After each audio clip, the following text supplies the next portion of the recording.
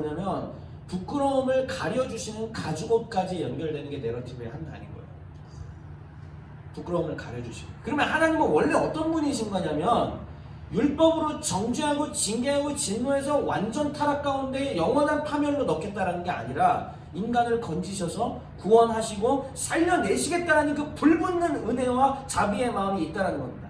그러기 위해서는 반드시 인간이 거쳐야 될 게 중요한 게 있어요. 부끄러움을 직면해야 돼요. 이걸 피하면 안 된다는 이야기입니다. 하나님께서 하나님의 백성들에게 요구하신, 지금 우리들에게도 요구하시는 게 있는 거예요. 왜 하나님께서 바람 부는 때 잔잔하게 오셨느냐? 그냥 뇌우와 폭풍 가운데 우르릉 꽝꽝 하면서 와서 얘기하면은 다 죽어요. 다 겁나요. 다 쓰러져요. 근데 여기 다가오시는 이 과정마저도 얼마나 자비로워요. 바람이 불 때, 서늘해졌을 때, 잔잔할 때 생각할 수 있는 시간을 주고 똑 녹화하시는 겁니다. 정동지 죄지고 고통 가운데 그랬던 적 있죠? 하나님께 못 나갈 것 같은 때 많이 있죠? 나도 그래요. 근데 그때 어떻게 했어요?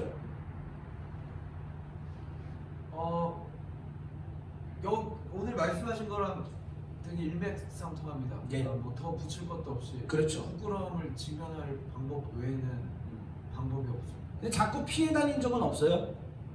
피해 다니죠. 근데 그렇게 하면은 계속 말씀하신 것처럼 그 정말 잘못된 안정의 길로 가더라고요. 맞아요. 잘못된 안정. 그렇죠.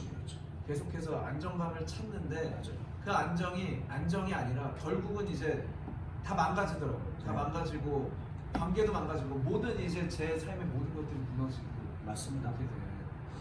그래서 오늘 이 이야기를 하면서 설교를 강론을 정리할게요. 이거는 정말 하나님께서 우리에게 지금 이 시간에 실제적으로 들려주시는 메시지라고 제가 자신 있게 들려드릴게요. 부끄러움을 직면하거라. 피하지 말아라. 그러니까 하나님이 다가오셨을 때 올라오는 그 불안감과 하나님이 다가오셨을 때 느껴지는 그 뭐 이렇게 약간 불편한 감정 있잖아요. 직면하라는 얘기예요. 직면해야 되고 마주쳐야 되고, 그리고 그것을 가지고 하나님의 손을 잡을 때에 그때 우리에게 소망이 있다라고 하는 것입니다.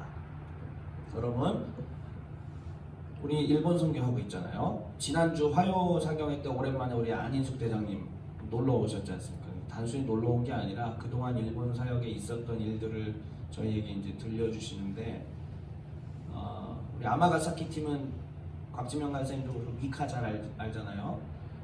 그 친구가 교회에 이제 작년에 우리가 노방전도 전철역 앞에서, 기차역 앞에서 노방전도 했을 때 처음으로 믿어서 처음으로 교회에 온 친구인데, 자매인데 여러 가지 인생의 어려움들이 많았습니다. 다 얘기하지 않을게요.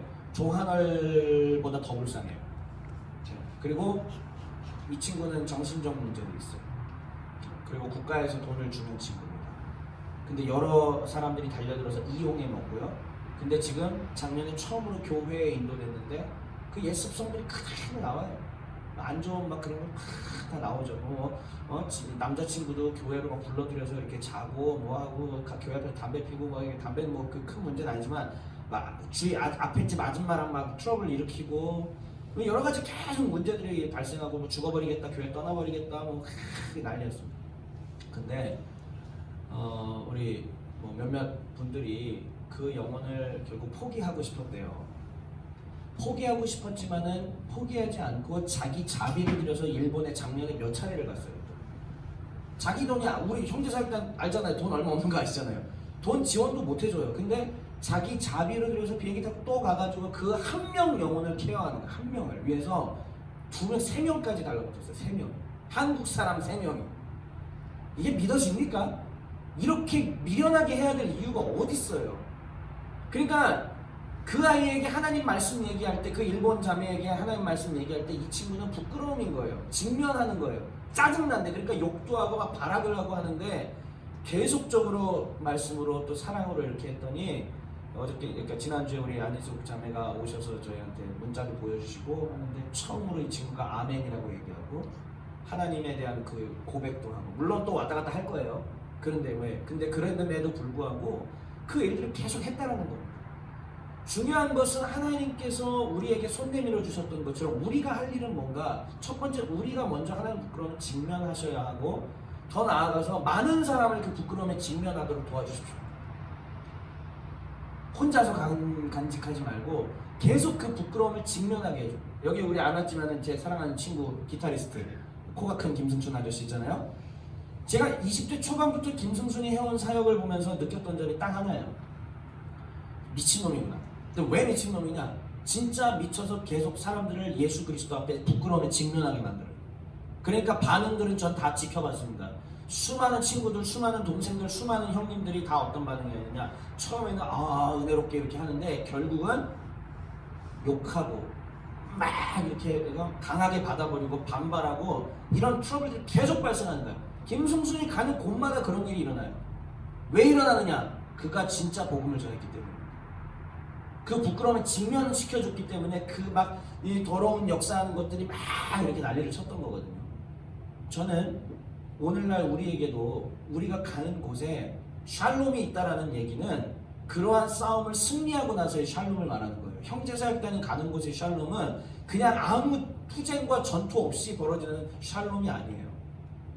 가서 투쟁하고 전투하고 이렇게 사람들을 부끄러움에 직면해줘서 그들이 주님 앞에 돌아오게 하는 이 일들을 해야만 그래야만 선교기관으로서도 의미가 있는 거고 또 여러분들이 각자 교회에 가서 사실 때 교회 사역하실 때 거기에도 생명력이 있을 수 있는 겁니다.